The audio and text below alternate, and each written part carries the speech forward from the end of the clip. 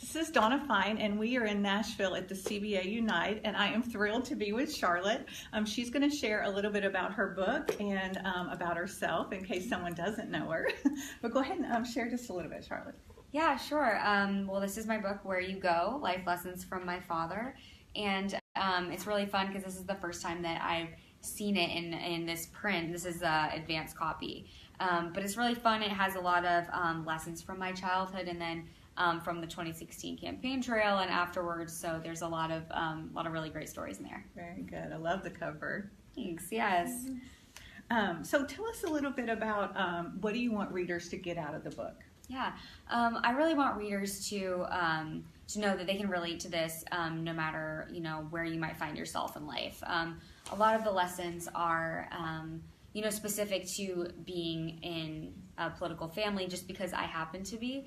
But at the same time, I think everybody can get something out of it. I really want people to just be encouraged and be uplifted with a lot of these really positive and funny and fun stories. Very good, very good. What book would you say has most influenced your life? Oh, that's a good question. I think one of the earliest books that influenced me probably was the Chronicles of Narnia series. Yeah, that was, my dad read that to me, and so that's actually in the book. I talk about him reading that series to me and how the religious themes that are in it I appreciated later on in life, but that was probably the most impactful for me. Yeah, and that's a book I think that helped kids learn to love to read. Right. That's one of the ones that absolutely helped start us off. So give us 3 words to describe yourself.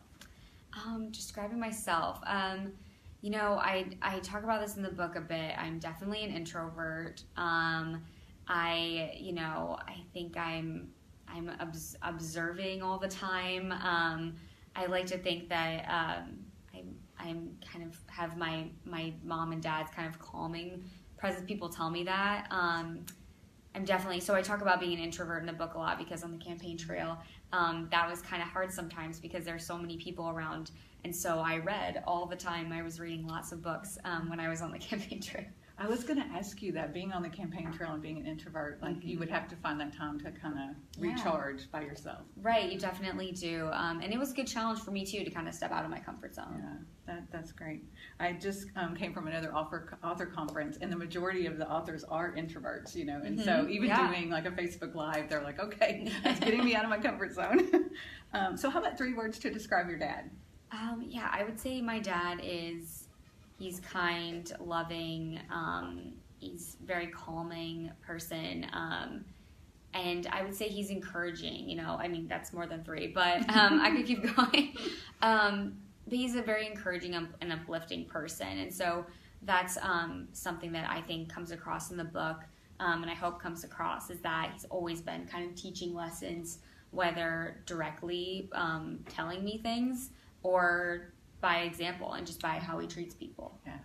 So without ruining the book, could you share one life lesson?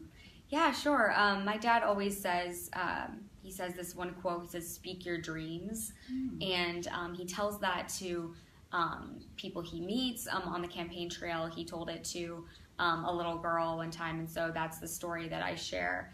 And so he was telling her she wanted to go into politics one day, and she was like 9 or 10, and he said, good, tell people that, tell people that from an early age, because, once you speak your dreams, then you'll find people who will encourage you to live out your dreams and to keep going for them. So how has your life changed since your dad became the VP? I think the biggest thing is there feels like a lack of privacy sometimes. Also with having security, that's probably the biggest change.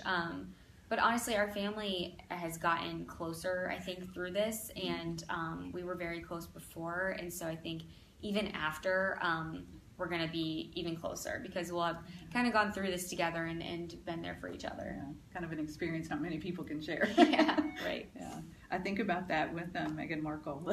Like everybody was watching every step she made. I know. So I noticed, we talk about you donate part of the proceeds to your first book. So what made you pick that charity? Yeah, the charity I chose was A21, and they're a human trafficking organization, so they spread awareness about human trafficking and they help to fight it on the ground. And so they have offices all over the world, including the United States.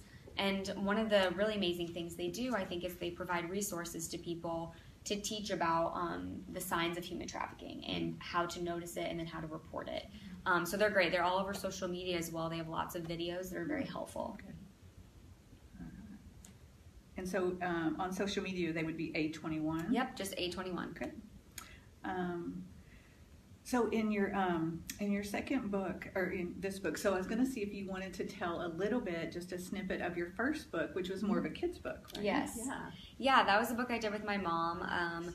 We decided we wanted to do a book about our bunny Marlon, and so I had him in college as a pet, and so now he lives with my parents at the Naval Observatory. But we wanted to kind of do a book together that taught people, kids and adults, about the role of the vice presidency.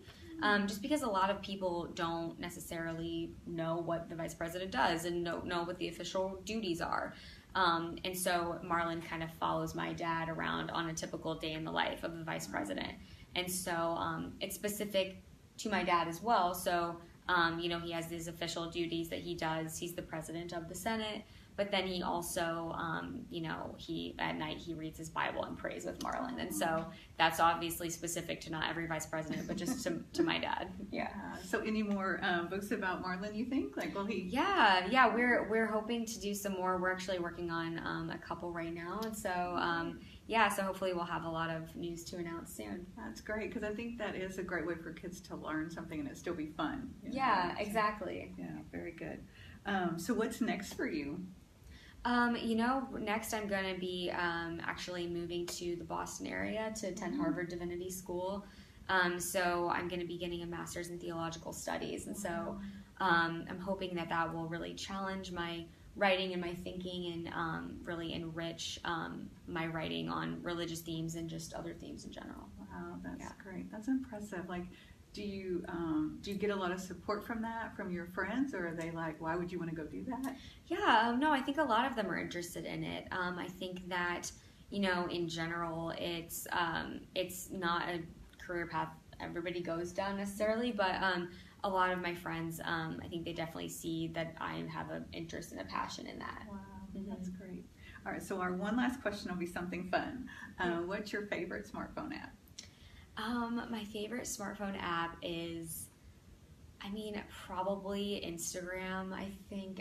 That's kind of like a boring one, but I think I use that a lot. And then I use Snapchat, but I only really use Snapchat with my siblings, and so that's kind of fun. So whenever I have a Snapchat, I know it's from them. So we do a lot of that, yeah. So is that how you keep in touch? Yeah, we do. Yeah, it's great.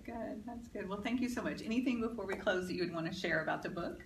Nope, just that there are lots of lessons in there from my dad and my mom, and it's just been really fun to write and a really fun process. Very good. Thank you so much for being with us. Thanks for having me. Thanks, guys.